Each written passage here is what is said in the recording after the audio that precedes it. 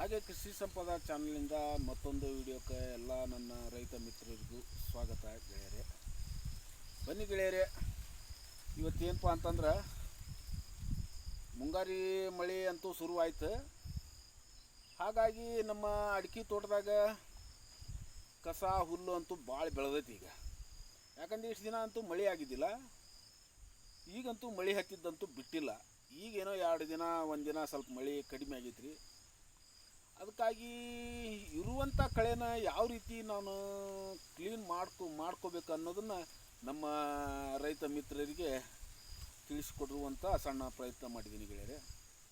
ಯಾಕೆ ಹಿಂಗೆ ಮಾಡ್ತಾಯಿದ್ದೀನಿ ತಿಳಿಸ್ಕೊಡುವಂಥ ಕೆಲಸ ಅಂತಂದ್ರೆ ಗೆಳೆಯರೆ, ನಮ್ಮ ಭಾಳಷ್ಟು ರೈತರು ಅಡಿಕೆ ತೋಟಕ್ಕೆ ಕಳೆನಾಶಕ ಹೊಡೆದು ಭೂಮಿ ಸತ್ವನ ಕಳೆ ಅಂತಾರೆ.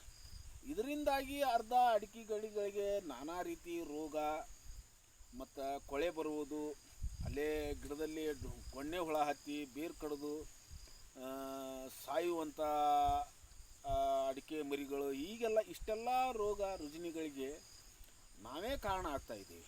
ಏನಪ್ಪ ಅಂದ್ರೆ ನಾವು ಮಾಡುವಂಥ ಈ ಕಳೆನಾಶಕ ಹೊಡೆದ್ನೋ ಆರ್ಗ್ಯಾನಿಕ್ ಹೊಡೆದ್ನೋ ಇಂಥವೆಲ್ಲ ಮಾಡಿ ಭೂಮಿ ಒಳಗಿನ ಸತ್ವನ ಹಾಳು ಮಾಡಿ ಬೇಕಾದಷ್ಟು ರೋಗಗಳನ್ನ ತರುವಂಥ ಕೆಲಸ ಮಾಡ್ತಾಯಿದ್ದೀವಿ. ಅದಕ್ಕಾಗಿ ಗೆಳೆಯರೆ, ಕಡಿಮೆ ಖರ್ಚಿನಲ್ಲಿ ಯಾವುದು ಖರ್ಚೇ ಇಲ್ಲ, ನಮ್ಮದೇ ಸ್ವಂತ ಶ್ರಮದಿಂದ ನಾವು ಅಡಿಕೆ ತೋಟದಲ್ಲಿ ಇರುವಂಥ ಮತ್ತು ಕಳೆನ ನಾವು ಹತೋಟಿ ಮಾಡ್ಬೋದು. ಮತ್ತು ಆ ಕಳೆಯಿಂದ ಅಡಿಕೆ ಗಿಡಕ್ಕೆ ಗೊಬ್ಬರವಾಗಿ ಉಪಯೋಗಿಸ್ಬೋದು. ಅದೇ ರೀತಿ ನಾವು ಮಾಡೋದನ್ನು ನಮ್ಮ ರೈತ ಮಿತ್ರರಿಗೆ ಅದನ್ನು ತೋರಿಸುವಂಥ ಚಿಕ್ಕ ಪ್ರಯತ್ನ ಮಾಡಿದ್ದೀನಿ ಗೆಳೆಯರೆ. ವಿಡಿಯೋನ ಸಂಪೂರ್ಣ ನೋಡಿ ಗೆಳೆಯರೆ. ಮತ್ತು ಹಾಗೆ ನನ್ನ ವಿಡಿಯೋ ಮನಸ್ಸು ನಿಮಗೆ ಮುಟ್ಟಿದರೆ ಯಾರೆಲ್ಲ ನನ್ನ ಚಾನಲ್ನ ಸಬ್ಸ್ಕ್ರೈಬ್ ಮಾಡಿದೆ ನನ್ನ ರೈತ ಮಿತ್ರರು ನೋಡ್ತಾ ಇದ್ದೀರಿ, ಅವರೆಲ್ಲ ಚಾನಲ್ನ ಸಬ್ಸ್ಕ್ರೈಬ್ ಮಾಡ್ಕೊಳ್ರಿ. ಹಾಗೆ ವಿಡಿಯೋಕ್ಕೆ ಲೈಕ್ ಕೊಡೋದನ್ನು ಮರಿಬೇಡಿ. ವಿಡಿಯೋನ ಸಂಪೂರ್ಣ ನೋಡಿ. ಬನ್ನಿ ಗೆಳೆಯರೆ, ನನ್ನ ಹೊಲದಾಗ ನಾನು ಯಾವುದೋ ಆರ್ಗ್ಯಾನಿಕ್ ಆಗಲಿ ಕಳೆನಾಶಕ ಆಗಲಿ ಬಳಸೋದೇ ನಾನು ಯಾವ ರೀತಿ ಕಳೆನ ಕಂಟ್ರೋಲ್ ಮಾಡಿದ್ದೀನಿ ಮತ್ತು ಅದೇ ಕಳೆನ ಗಿಡಕ್ಕೆ ಗೊಬ್ಬರವಾಗಿ ಯಾವ ರೀತಿ ಬಳಸಿದ್ದೀನಿ ಅನ್ನೋದನ್ನು ನೋಡ್ಕೊಂಡು ಬರೋಣ. ಅದೇ ಗೆಳೆಯರೆ, ಮೊದಲು ಹೇಳಿದ ಹಾಗೆ ಏನಪ್ಪ ಅಂತಂದರೆ ಈ ಮಳೆಗಾಲದಲ್ಲಿ ಈ ರೀತಿ ತೋಟದಲ್ಲಿ ಕಸ ಆಗೋದಂತೂ ಇದಂತೂ ಮೇನ್. ನಮ್ಮ ಮಲೆನಾಡು ಭಾಗದಂತಾಗಂತೂ ಕಸ, ಈ ಹುಲ್ಲು ಗಿಡ ಗಂಟಿ ಅಂತೂ ಅಡಿಕೆ ತೋಟದಾಗ ಬೆಳಿತಾವೆ. ಇದನ್ನು ಯಾವ ರೀತಿ ನಾವು ವಿಲೇವಾರಿ ಮಾಡಬೇಕಪ್ಪ ಅಂತಂದ್ರೆ ಇಲ್ಲಿ ವಿಡಿಯೋದಲ್ಲಿ ನೋಡ್ತಾ ಇದ್ದಿರಲ್ಲ, ಅದನ್ನು ಯಾವಾಗಲೂ ಕಳೆನಾಶಕದಿಂದ ಆ ಕಸಗಳನ್ನು ಹಾಳು ಮಾಡೋದು ನೋಡ್ಕೋಬಾರ್ದು. ಯಾಕಂದು ಅದೇ ಗಿಡಗಂಟಿನ ನಮ್ಗೆ ಅಡಿಕೆ ಮರಗಳಿಗೆ ಒಳ್ಳೆಯ ಕಾಂಪೋಸ್ಟ್ ಗೊಬ್ಬರ ಆಗ್ತೈತಿ. ತಿಪ್ಪೆ ಗೊಬ್ಬರದಕ್ಕಿಂತ 10 ಪಟ್ಟು ಅದು ಕಾಂಪೋಸ್ಟ್ ಆಗ್ತೈತಿ. ಅದಕ್ಕಾಗಿ ಗೆಳೆಯರೆ, ನಾನು ಕಂಡುಕೊಂಡಿದ್ದು ನೋಡ್ರಿ, ಈಗ ನನ್ನ ಅಡಿಕೆ ಮರಿಗಳು ಈಗ 2 ವರ್ಷ 3 ತಿಂಗಳಾತ. ನಾನು ಯಾವುದು ಆರ್ಗ್ಯಾನಿಕ್ ಬಳಸಿಲ್ಲ, ಯಾವುದು ಕಳೆನಾಶಕ ಬಳಸಿಲ್ಲ. ನಮ್ಮ ಹೊಲದಲ್ಲಿ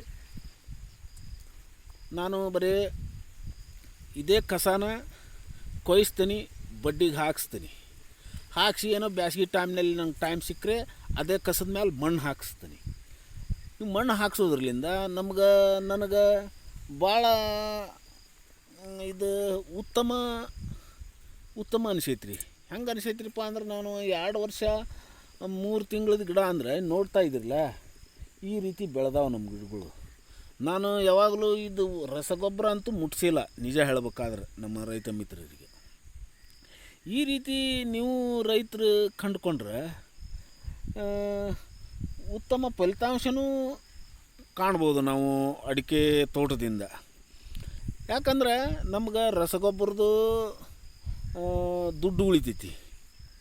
ಅದೇ ದುಡ್ಡನ್ನು ನಾವು ಇಲ್ಲೇ 4-5-6 ಆಳು ಹಚ್ಚಿ ಈ ರೀತಿ ಕಸನ ಕೊಯ್ದು ನಾವು ಬಡ್ಡಿಗೆ ಹಾಕಿ ಸ್ವಲ್ಪ ಮಣ್ಣು ಹಾಕೋದ್ರಲಿಂದ ಅದೇ ಕೊಳೆತು ನಮ್ಮ ಅಡಿಕೆ ಮರಗಳಿಗೆ ಒಳ್ಳೆಯ ಕಾಂಪೋಸ್ಟ್ ಗೊಬ್ಬರ ಆಕತಿ. ತಿಪ್ಪೆ ಗೊಬ್ಬರಕ್ಕಿಂತ 10 ಪಟ್ಟಂತೂ ಕಾಂಪೋಸ್ಟ್ ಆಗ್ತೈತಿ ಇದು.